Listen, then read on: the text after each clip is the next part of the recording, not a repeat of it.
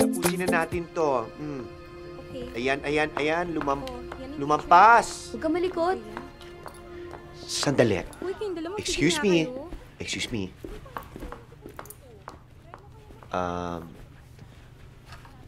Wendy, Yes, papi. okay ka lang? Opo. Sure ka?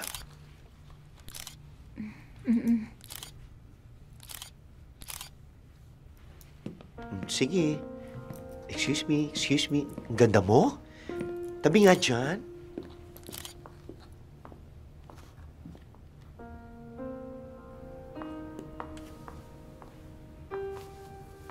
Okay.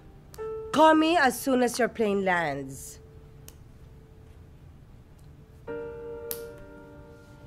Anong ginagawa mo? Hindi ka ba nasasaktan? Masakit. Then why keep on doing it?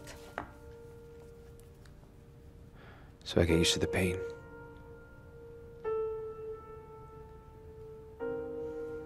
So I'll be numb.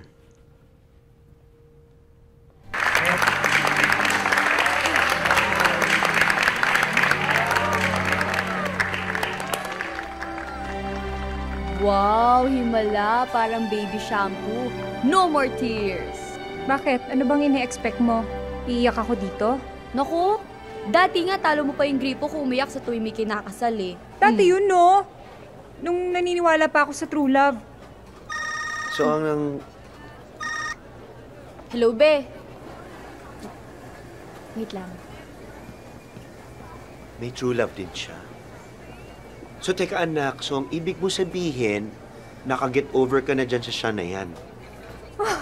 Oo naman, papi. Moving on? Moving on!